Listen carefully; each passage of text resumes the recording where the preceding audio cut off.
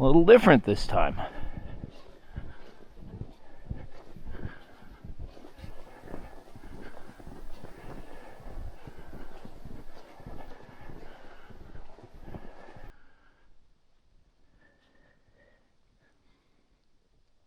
Varmints.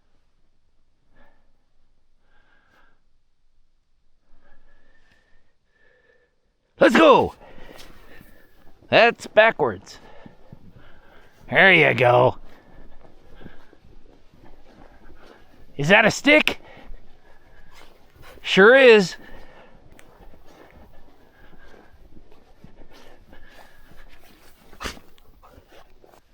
All right, so that was a bit of a hike. About 1 kilometer, 1.2 kilometers toward the other side of this island, which was pictured in the other video. I went across onto the other side. It took almost all of my energy and almost all of our energy to get here, but we laid a track so that when we come back it should be easier. Drilled a pilot hole over there. It was about 8 or 9 feet. Drilled another pilot hole there. It was 7 feet. We wanted to be off the point, and now we got this third point we're digging out here, and it is about 12 feet, which is not what we were looking for. Way down that way is 26 feet where you could get walleye, but we're going to be happy to shoot for some pike, and we'll see what happens. The ice out here is sloppy as hell. I think it's because there's a lot of snowboarders, but who knows what the reason is. Doesn't really matter. I don't know if you probably can't see it, but my feet are kind of sloppy in this ice. It's thick, more than safe, but there's a lot of chunky, crappy spots.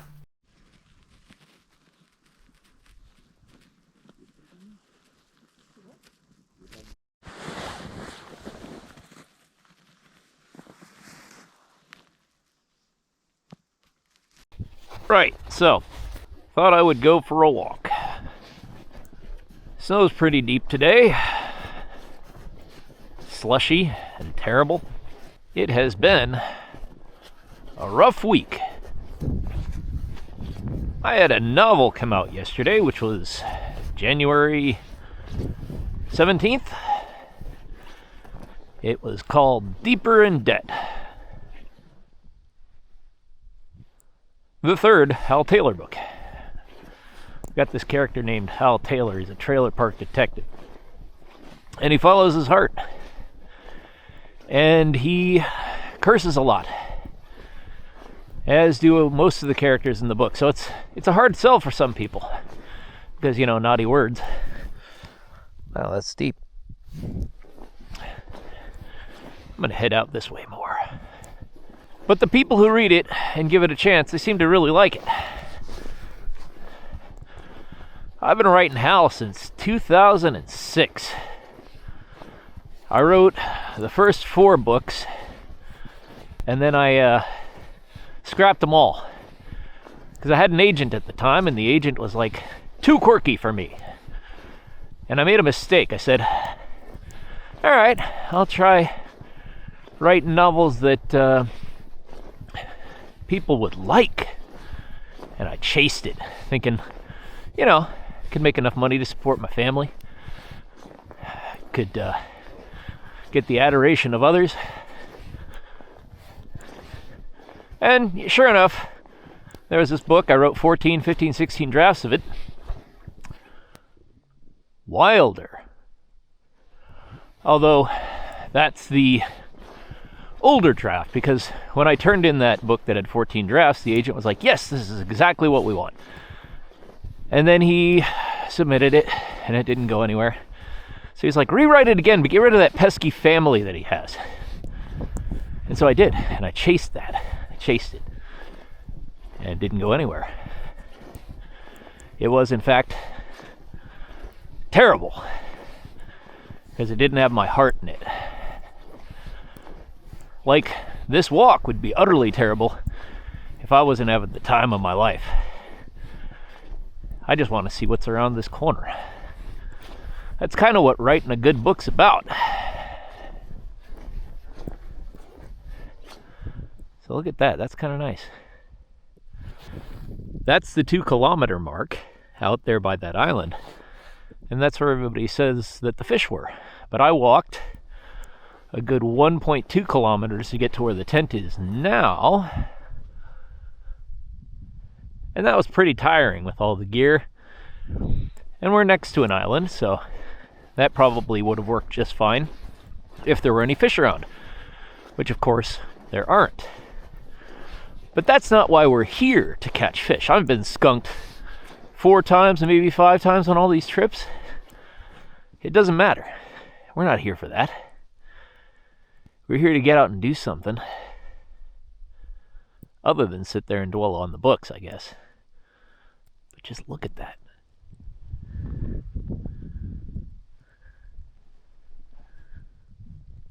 That's insanely cool. I'm hoping the light mist is coming through on this, but there's just a light mist all over the trees. And it's cold, you know, but not too cold, just -20. We saw a few moose coming in here. A couple of gal mooses, ISS, although I don't know. I'm more familiar with elk and buck and doe. But, you know, -20 ain't so bad when you got a view like this. And when you're, you know, all bundled up in a bunch of warm clothes, and when you got a heater to go back to, because you dragged it 1.2 kilometers. Anyway, so Hal Taylor. 3rd book drops yesterday. And if you're just here for the first time, meeting me through nature videos, because why not? They're fun. You wouldn't know about those books. And you wouldn't know about the book dropping. So I dropped the book, but I do have mailing lists. I've been writing since 1998, and I sent the book out on these mailing lists. Got 135 people on one, and I got like 535 people on Facebook or something like that. I got Twitter, but I don't use that fascist platform anymore. And I got Blue Sky, and I got more followers on Blue Sky than anywhere, something like 600. And so I posted that up there, and I was like, here's my book, please buy it. And it's $5, you know, like $5 is what you'd hand to a homeless guy if you were broke. And nobody wanted to buy it. Not a single sale the first day.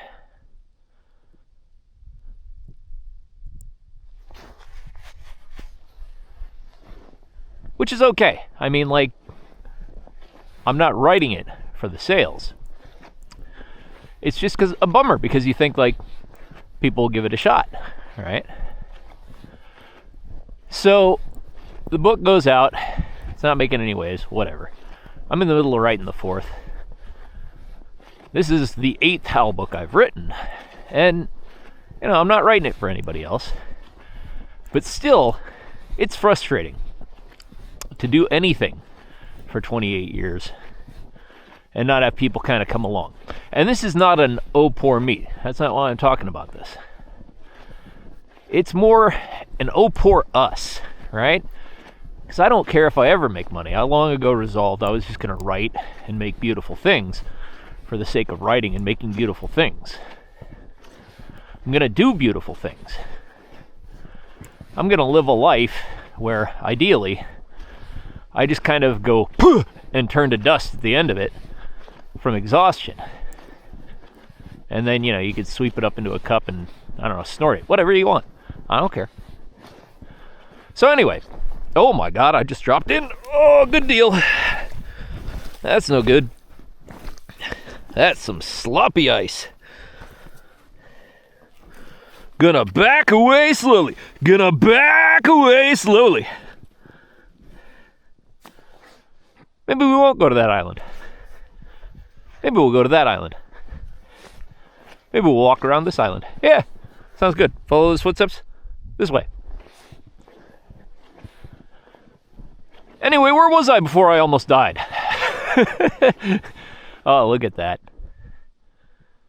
That's snow across the island. And if you look over there, I'll magnify this later, you can see the stick for the weird sloppy spot that I found last time that almost sent me into the drink. Anyway, so I wrote a kind of surly, salty little post about it. I said, you know, I got all these people. I've asked you for help.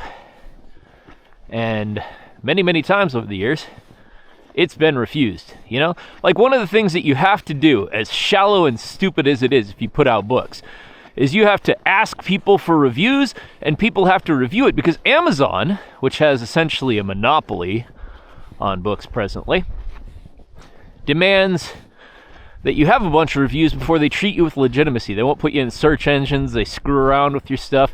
Probably like the YouTube algorithm. I don't know. Guess I'll find out. So, put the book out there. Ask for reviews. Started publishing them in 2017. But for whatever reason, whether it's people that treat books that you put out yourself without any legitimacy despite the experience or the quality, or because people are lazy, or maybe they don't like the books. I don't know, because nobody tells me.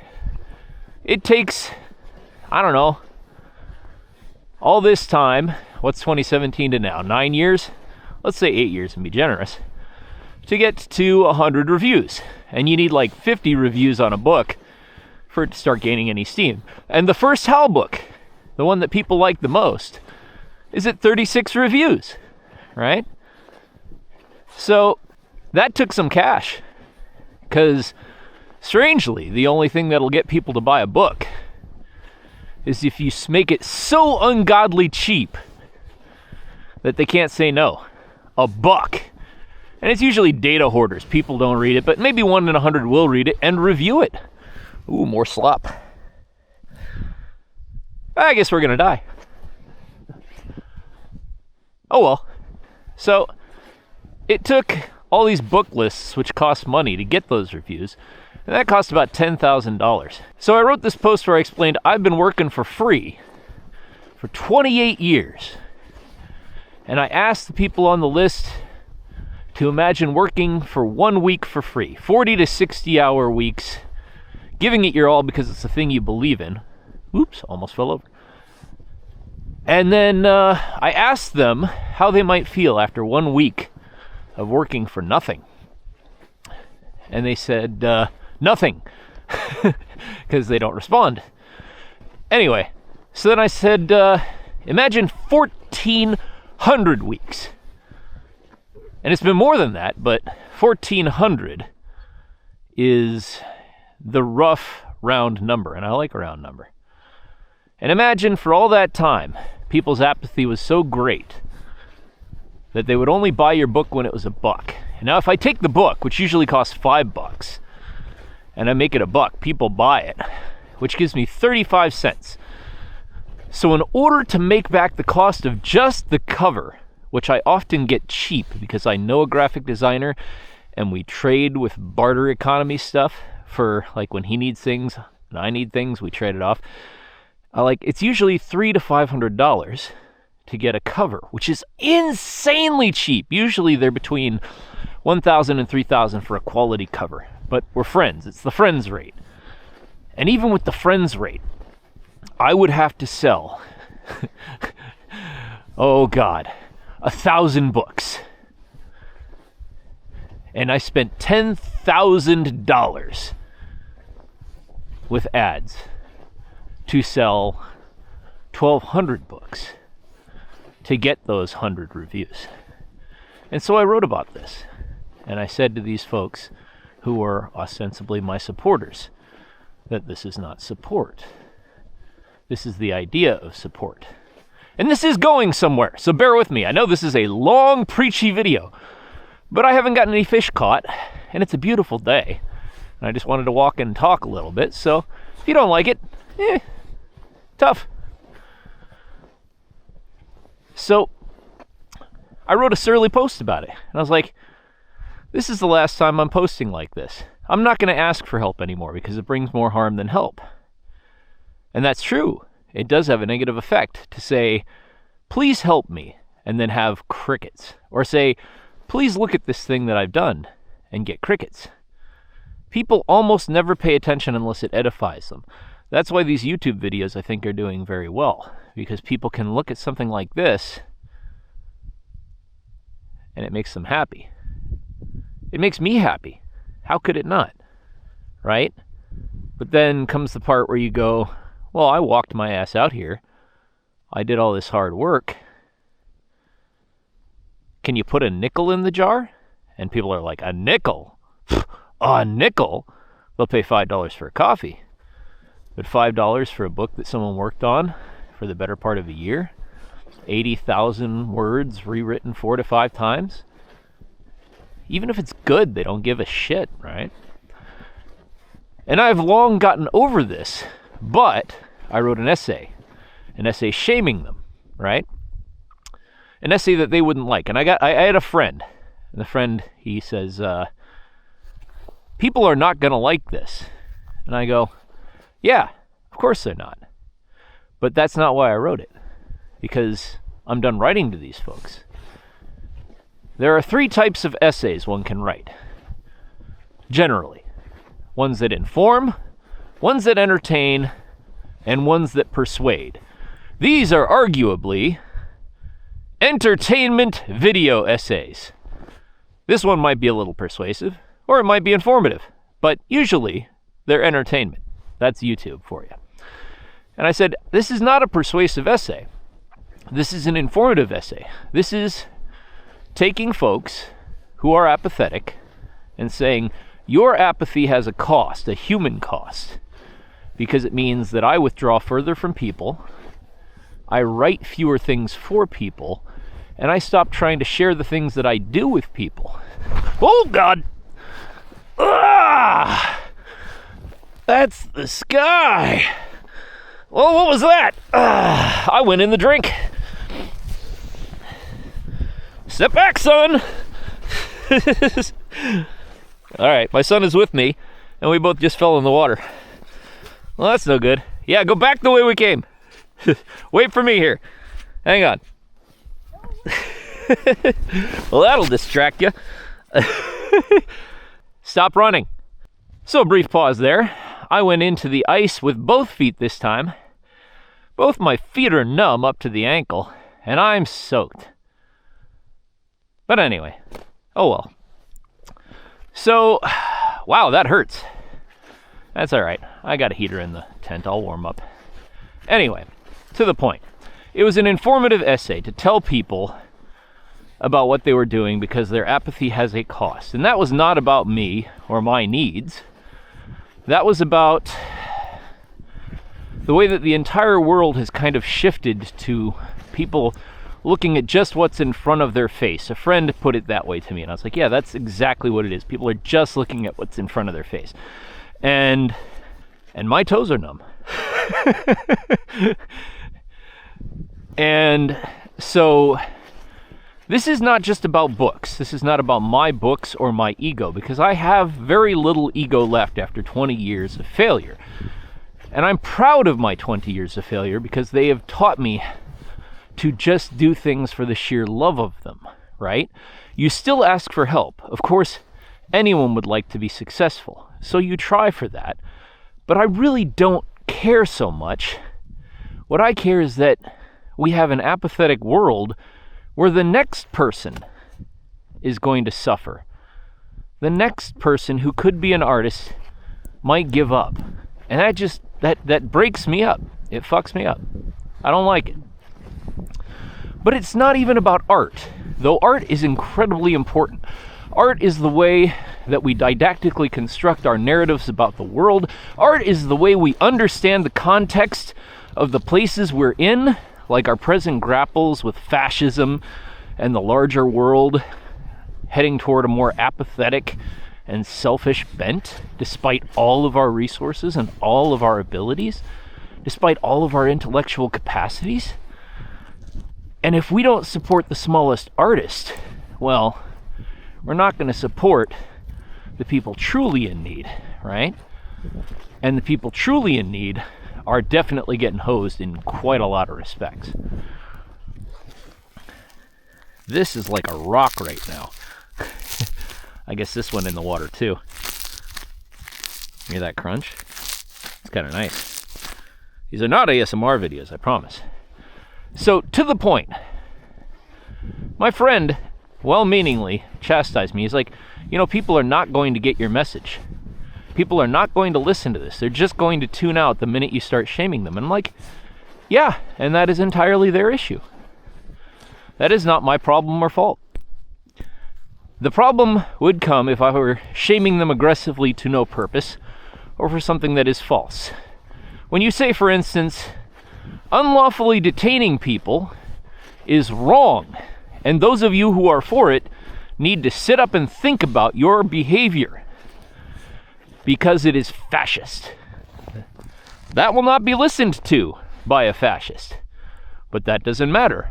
Because, like, fascism is not defined by its level of success, and I have often heard, well, these aren't like Nazis because they aren't killing many people. No. Your level of success does not define your goals. Or I am not a writer.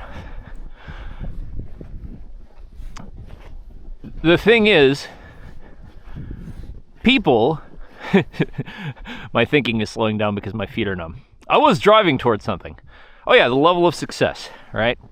My essay still has value, even though it is not persuasive, because the point is not that it is persuasive. The point is that it is informative and does what it is supposed to do, and it is up to the reader to decide if they're going to rise to it or not. And it may not be a well-written essay. That I don't know. That's not mine to judge. But was it factually accurate? Yes. Did it convey a necessary message? I believe so. I could argue for that. Was it malicious? No, right? So, this attitude writ large is what's causing almost everything in the United States. People not willing to confront or talk about a thing that needs talking about. People are being shot and killed. People are being violently assaulted. And people are just watching while it happens. And the reason that persists is because people don't like to confront that message. They pretend it's not happening. They tuck their little heads in and they go, no, this isn't going on. It'll get solved by the midterms. Eventually, these people will feel shame. No, they will not. In the same way that the people that I wrote my message to will not buy my book. And so we have two options in that case. Pretend with them, or take a moral stand, right? And I am not taking a huge moral stand asking people to buy my books. But it is an important thing to show that unpalatable messages need to be spoken. And I said to my friend, if the logic is that something that someone won't like should not be written because it will not be received well, where the hell would Martin Luther King be? And to be explicitly clear, I can't lick Martin Luther King's boots, right? Or Galileo. Or Jesus, the risen Christ, if you believe in that kind of thing. I don't, but, like, if you look at that message, it kind of rustled some feathers. People got their jimmies all in a tizzy over it. And so, I explained to him that it's not about how much money you're going to make. It's not about how many people you please. Most people are probably turning out to this video because they're like, oh, it's politics! Yeah, go ahead. I'll do a funny little gag where I fall in the water at some point, again, and you can be there for it or not. I don't care. Because that's my armor. I wrote a poem once that said, God can't hurt a man who's apathetic, he has to care first. An epigram. I've also had a motto for all that time. Truth without discretion can save the world, but it won't make you any friends. And that's probably why a lot of people aren't buying my book. But it's why I can sleep at night, and why I know my books are my truth to the best of my ability, as circumspect as I can make them. And they're truly good, like this day is truly good. Like that cold feeling in my toes is truly good. Like seeing that dog in there warm is going to make me jealous in a way that tickles me. And it's snowing, and that's great. And it's -20, and that's great. And I got my son behind me, bored to tears, and that's great. Ugh! I just shoved him into the sand. You alright? I'm just kidding, I don't care. And he's been listening to me ramble. Now that alone is the one crime I've committed. What? Sorry, I can't hear you. I'm busy monologuing. And so to the broader point, you know, buy my book or you support fascism. No, that's actually not the point at all. The broader point is that our apathy is driving us not to do things that we should. And that applies... Oh, he just shoved me back. And that applies broadly, societally, to our politics, to our families, and to whether or not we have the courage to go out and see a thing like this with all of our full hearts. So, anyway, here I am in Canada, trying to follow my moral compass. And there isn't much wind at my back. There's certainly a lot of snow in my boot. And I kind of like that. Join me. You'll like it too. A lot of people like to do reaction videos where they take other people's videos. This is my little postscript. And then they say what they think of what someone else said. But I think it'd be a lot funnier to walk up to that tent and let the dear lady who puts up with me know that I fell in the water again, and see if I can get her unvarnished reaction. So, I may have fallen in the snow with both legs up to the ankle this time. Was it a hole again? Oh, yes. Yes, by definition it was a hole. Was there water in the hole? Oh yeah, it's in my boots. Both my boots. Well, sit out there. I'm okay. Are you now? Doesn't care at all. I do care. Doesn't care at all. The hills are alive with the sound of apathy. I'm not. And I'm going back to drown myself. Goodbye. So here's a little bonus material. We're about a third of the way back. I don't even know if this is going to show up. We'll see. But you can see our sled trail coming here does a nice little S. I had to cut through this about a foot of snow, maybe 9 inches. A lot of snow with lots of drifts to get here. You can see that trail going back maybe. But what happened was I got to about here, which is about 2/3 of the way to the island, and I just closed my eyes because I had so much sweat in them that it was burning. What do you see, Layla? Layla, what do you see? And anyway, so people talk about how you get lost in the woods because you turn circles. Absolutely true. I closed my eyes and immediately I walked about this far, which is about, I don't know, 20 feet or 700 meters, I think, in Canadian. I don't know. I'm still figuring that out. And I opened my eyes there and I went, oh, that's no good, because it's the exact opposite direction I was trying to go. Oh, damn. Well, at least they won't be fogged up anymore. So, yeah, that was funny.